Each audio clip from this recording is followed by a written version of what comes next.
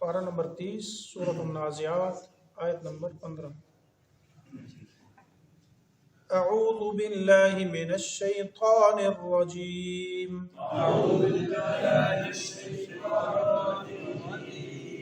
بسم اللہ الرحمن الرحیم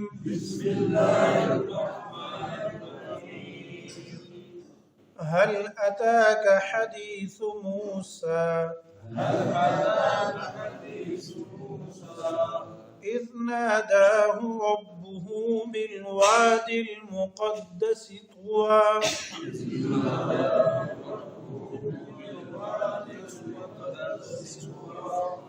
اذهب إلى فرعون إنه طغى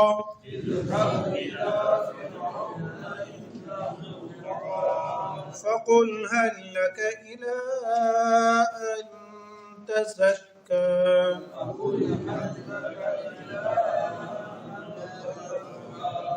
وأهديك إلى ربك فتخشى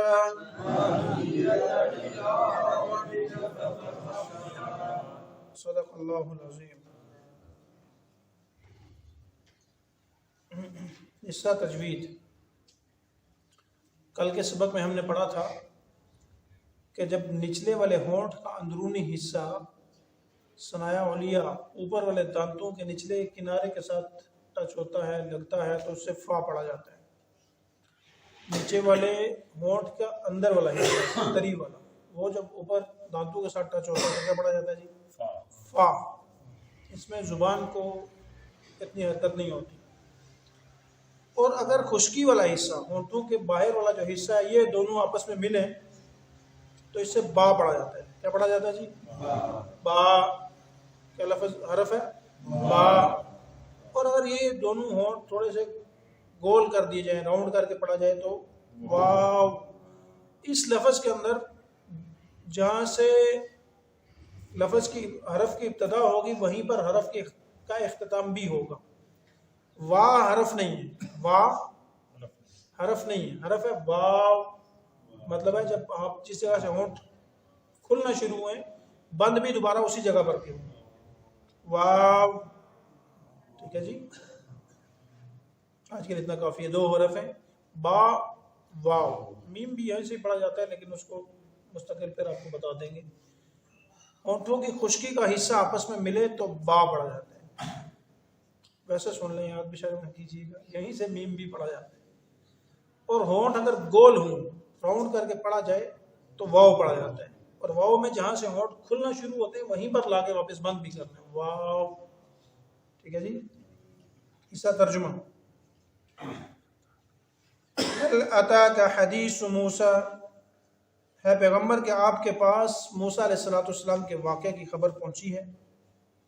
اذ ناداہ ربہ بالوادی المقدس طویٰ، جب ان کو ان کے رب نے طویٰ کی مقدس وادی میں بلایا۔ اذهب الی فرعون انہ طغیٰ، کہ آپ جائیے اور فرعون کو دعوت دیجیے، آپ فرعون کی طرف جائیں، وہ سرکشی کرنے والا ہے۔ فقل هل لک الی ان تزکی، آپ اس کو کہہ دیں کہ کیا تو پسند کرتا ہے کہ تو سنور جائے یا تیرا تزکیہ ہو۔ وَأَهْدِيَكَ إِلَىٰ رَبِّكَ فَتَخْشَىٰ، اور میں تیرے رب کی طرف تجھے راستہ دکھاؤں تاکہ تو اللہ سے ڈرے، اللہ سے خشیت حاصل کرے۔ لفظی ترجمہ۔ حل اتاک حدیث موسیٰ، لفظ حل یہ استفہامی ہے، کوشچن مارک۔ کیا کسی چیز کے بارے میں سوال کرنا ہو تو حل سے پوچھا جاتا ہے۔ کیا یہاں پر سوال ہے اس واقعے کے بارے میں۔ عطا کا آپ کو پہنچی ہے، عطا یؤتی مطلب ہوتا ہے پہنچانا، آنا کسی چیز کا، اور کاف ضمیر ہے خطاب کی۔ آپ کو پہنچی ہے حدیث، حدیث کا لفظی معنی ہوتا ہے بات، لیکن میں اکثر کہا کرتا ہوں نا کہ ہر جگہ پر ترجمہ نہیں ہوتا، ہر جگہ پر ترجمہ، اور یہ ہر زبان کے اندر بھی ایسے ہی ہے، چاہے اردو ہے، عربی ہے، انگلش ہے، زبان کوئی بھی ہو، کسی بھی لفظ کا درمیان میں سے پکڑ کر ترجمہ نہیں کر سکتے۔ اس زبان کا پورا جملہ دیکھا جاتا ہے کہ جملہ کیا ہے۔ حدیث کا لفظ جب نبی کریم صلی اللہ علیہ وسلم کی تعلیمات میں دیکھا جائے گا تو معنی کچھ اور ہوگا، قرآن میں کہیں معنی اس کا کچھ اور ہوگا، یہاں پر اس کا معنی ایک واقعے کی طرف اشارہ ہے۔ حدیث موسیٰ علیہ السلام نے وادی صحرا سینا کے اندر ایک وادی ہے، اس وادی کا تذکرہ جہاں موسیٰ علیہ السلام کو پہلی دفعہ اللہ نے بلایا تھا اور پیغمبر بنایا تھا۔ تو قرآن کا ہر لفظ ہر جگہ پر اس کا ترجمہ نہیں ہوتا، بعض جگہ تعریفیں بھی ہوتی ہیں، بعض جگہ وہ مثال ہوتی ہے، بعض جگہ وہ ایک محاورہ ہوتا ہے، جیسے ہماری زبان میں محاورے استعمال ہوتے ہیں، تو قرآن کا ہر لفظ کا ترجمہ نہیں ہوتا۔ هل اتاک حدیث موسیٰ، کیا آپ کو واقعہ پہنچا ہے موسیٰ کا یہ بھی نام ہے، اس کا بھی ترجمہ نہیں ہوگا۔ اذ ناداہ، جب اس کو پکارا، اس کو ترجمہ کیا ہے ہو کا، نادا ہو، اور نادا کا کیا مطلب ہوتا ہے؟ منادا، پکارنا۔ جب اس کو پکارا، رب ہو، ترجمہ کریں جی، اس کے رب نے، بالوادی، وادی میں، با یہ حرف ہے اور الواد یہ وادی، المقدسی، کیسی وادی ہے وہ؟ مقدس ہے، طوا یہ ایک جگہ کا نام ہے، طوا کی مقدس وادی میں جب اس کے رب نے اس کو پکارا۔ اذهب، پکار کے کیا کہا؟ اذهب، کہ تو جا، ذهب یذهب جانا، اور اذهب امر ہے کہ تو جا، الی فرعون، فرعون کی طرف، انہ، بے شک، طغا، وہ سرکشی ہے، وہ سرکشی کرنے والا ہے۔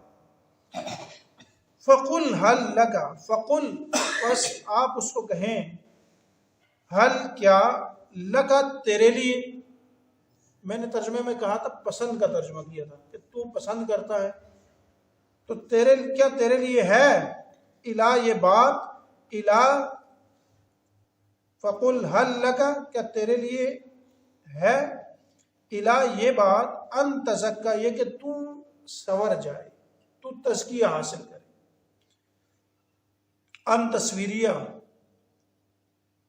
وہ بات کیا کر رہے تھے؟ وہ بات یہ تھی کہ تزکا، تو تزکیہ حاصل کر، تو سور جائے۔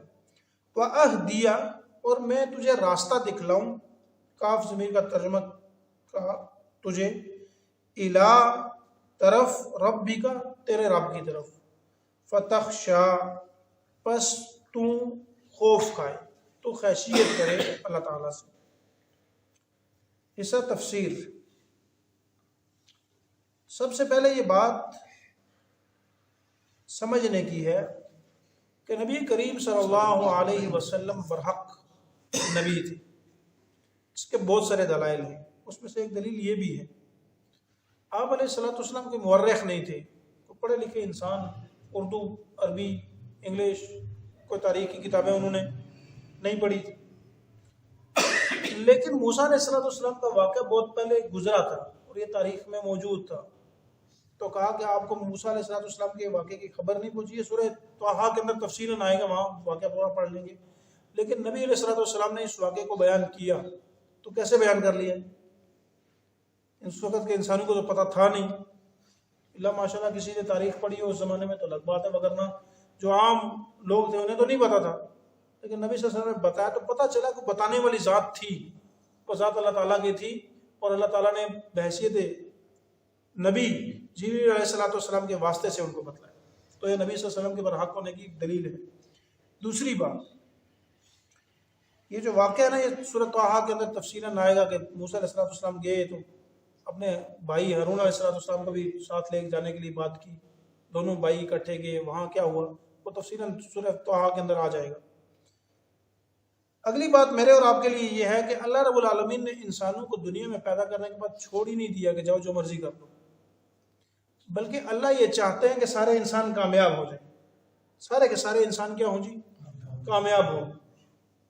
اس کے لیے اللہ رب العالمین نے کہا کہ آپ جائیں ایسے آدمی کی طرف، انہ طغیٰ، جو انتہائی سرکشی کرنے والا ہے، جو انتہائی نافرمان ہے، جو خود رب کا دعویٰ کرنے والا ہے کہ انا ربکم الاعلیٰ، آپ اس آدمی کے پاس جائیں اور جا کر کیا کریں؟ یہ بات یہاں اس کا تذکرہ نہیں ہے، اذهب الی فرعون انہ طغیٰ، اس آیت میں اس بات کا ترجمہ نہیں ہے، اس آیت کا تذکرہ بھی نہیں ہے کہ وہاں جا کے کرنا کیا ہے، تو پتہ یہ چلتا ہے اس بات سے کہ بعض دفعہ کسی آدمی کا چلے جانا یا کسی آدمی کا موجود ہونا اس کی ذات ہی باعث خیر ہوا کرتی ہے، اس کی ذات ہی باعث خیر ہوا کرتی، باعث دعوت ہوا کرتی ہے۔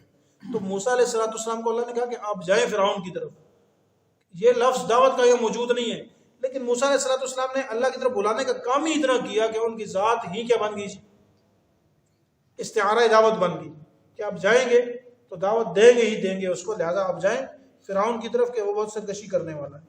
فَقُلْ هَلْ لَكَ إِلَىٰ أَن تَزَكَّىٰ، اور اسے کہیں کہ اگر تو پسند کرتا ہے اس بات کو، تو چاہتا ہے کہ تو بہتر آدمی ہو جائے، تیرا تزکیہ ہو، دنیا میں بھی کامیاب ہو آخرت میں بھی کامیاب ہو، تو میں تجھے راستہ دکھلا سکتا ہوں، وَأَهْدِيَكَ إِلَىٰ رَبِّكَ فَتَخْشَىٰ، میں تجھے راستہ دکھلا سکتا ہوں، کس کی طرف؟ اپنے رب کی طرف، اس رب سے راستے کی طرف سے کیا ہوگا؟ تیرے اندر خشیت پیدا ہوگی، جو تو نافرمانی کر رہا ہے، جو اللہ کے رب العالمین کے تو حکم عدولی کر رہا ہے، اللہ کی نافرمانی کر رہا ہے، اس سے تو باز آ جائے، اس سے رک جائے۔ ایک آخری بات اس پورے سبق سے منسلک جو ہے، جب آدمی کے پاس دین کا علم ہوتا ہے، قرآن و حدیث کا علم ہوتا ہے، تو کیا ہوتا ہے؟ سب سے پہلی بات کیا ہے؟ سب سے پہلی بات یہ ہے کہ انسان ذہنی طور پر مطمئن ہوتا ہے۔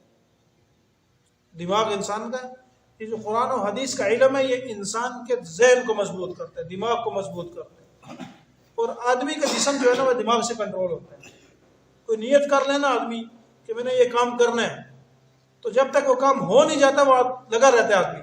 مثلا کسی نے نیت کی ہو کہ میں یہاں سے فلاں جگہ تک پیدل جاؤں گا، کچھ بھی ہو جائے وہ وہاں تک بآسانی چلا جائے گا، لیکن اگر وہاں جا کر کے نیت کرے نا میں یہاں سے تھوڑا سا آگے اور چلا جاؤں، تو تھک جائے گا کہ یہاں سے آگے جانے کی ہمت نہیں ہے۔ کیوں؟ جو اس نے اولا نیت باندھی ہے نا، جسم کو جس بات پر تیار کی ہے وہ یہ تھا کہ میں نے فلاں جگہ تک جانا ہے۔ تو جب قرآن و حدیث ہمارے ذہن میں ہوگا نا، ہم پڑھ لیں گے اس کو، اسلام ہمارے دماغوں میں آئے گا، تو یہ ہمارے دماغ مضبوط کرے گا، اور دماغ سے ہی جسم کنٹرول ہوتا ہے، تو جسم آلریڈی دماغ کے کنٹرول میں ہوگا، ہمارے لیے چلنا آسان ہوگا۔ ہمارے استاد تھے وہ فرمایا کرتے تھے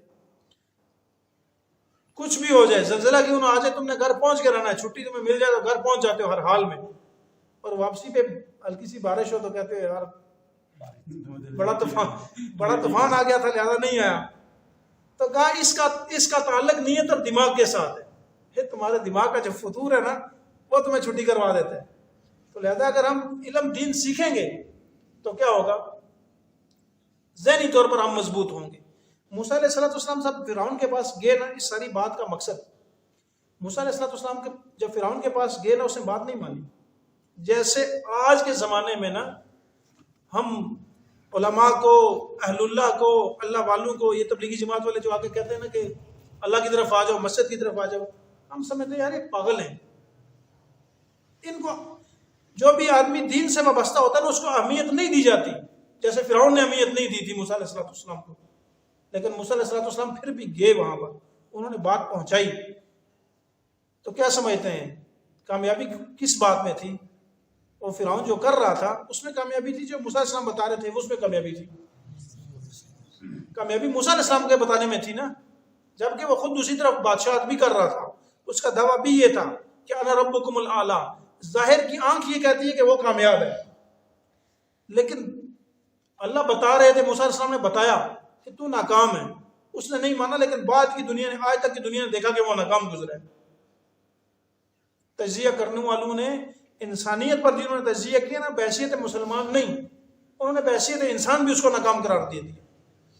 لیکن موسیٰ علیہ السلام جو راستہ دکھا رہے تھے نا، وہ راستہ کامیابی والا راستہ تھا جو اسے نظر نہیں آ رہا تھا۔ یہی سچویشن کچھ آج کے زمانے کی بھی ہے۔ یہ اللہ والے، یہ علماء میں راستہ دکھاتے ہیں نا، تو ہم سمجھتے ہیں یار ان کو کیا سمجھ ہے، ہم زیادہ سمجھدار ہیں، ہم اپنی عقل کی بنیاد پر فیصلے کرتے ہیں۔ تو کامیابی دین میں ہے، ہماری عقل پر جو ہم سمجھ رہے ہوتے ہیں نا کہ میں اس میں کامیاب ہو جاؤں گا، میں یہ تدبیر کر رہا ہوں، میں بڑا آگے چلا جاؤں گا، اس میں کامیابی نہیں ہوگی۔ جیسے وہ فرعون اپنی تدبیر کو، اپنی عقل کو ماپ رہا تھا کہ یار میں یہ کروں گا تو بڑا کامیاب ہوں گا، کامیاب نہیں ہوا۔ اگر وہ اللہ والے کی مان لیتا، وہاں اللہ والے موسیٰ علیہ السلام تھے، اگر وہ وقت کے پیغمبر کی بات مان لیتا، وقت کے پیغمبر کیا کہہ رہے تھے؟ دین کی طرف ہی تو بلا رہے تھے، اگر وہ دین کی بات مان لیتا تو کامیاب ہو جاتا۔ تو آج کے زمانے میں بھی ہماری سچویشن بھی وہی فرعونی سچویشن ہے. میں یہ نہیں کہتا ہوں کہ ہم فرعون ہیں، لیکن سچویشن وہی ہے، صورت وہی ہے. ہم کہتے ہیں کہ یار ہمارے ذہن میں یار یہ ان کو کیا پتہ ہے، یہ مسجد والے لوگ ہیں، ان کو تو بس نماز کا ہی پتہ ہے، باقی کیا پتہ ہے. یہ جو دین ہے نا، اللہ ہماری بہتری چاہتے ہیں. موسیٰ علیہ السلام کو اللہ نے فرعون کے پاس کیوں بھیجا؟ فَقُلْ هَلْ لَكَ إِلَىٰ أَن تَزَكَّىٰ، اگر تم کچھ بننا چاہتا ہے، سنورنا چاہتا ہے تو تیرے لیے میں کچھ بات کر سکتا ہوں. وَأَهْدِيَكَ إِلَىٰ رَبِّكَ فَتَخْشَىٰ، تجھے مخفف نکال کے نا، سب سے آسان تو ٹوک جملہ کیا بنتا ہے یہاں پر، میں تجھے دین کا راستہ بتلا سکتا ہوں، اس پر چل کر تو کامیاب ہوگا. تو اللہ ہماری کامیابی چاہتے ہیں، اور ہماری کامیابی کے لیے اللہ نے یہ قرآن دیا ہے، یہ حدیث دی ہے، یہ دین دی ہے. اس دین پر چلیں گے تو کامیابی ہے، اس پر نہیں چلیں گے تو ناکامی ہے. جس شعبے میں ہم اس پر عمل کریں گے نا، اس شعبے میں کامیابی ہے. وہ عبادات کے اندر ہم اس پر عمل کریں گے تو عبادات میں کامیاب ہیں، معاملات میں اس پر عمل کریں گے تو معاملات کی صورت میں کامیاب ہیں، معاشرت کی صورت میں اس پر عمل کریں گے تو معاشرت کامیاب ہے. حکومت و سیاست زوال ہے ہمارا آج کہ ہم نے قرآن و حدیث کو پس پش ڈال دی. اگر ہم اس پر عمل کریں گے تو ہماری کامیابی ہے، اگر نہ کامیابی کا کوئی تصور بھی نہیں. اللہ تعالیٰ سے دعا ہے کہ اللہ ہمیں قرآن پڑھنے کی اور سمجھنے کی توفیق نصیب فرمائے. سبحان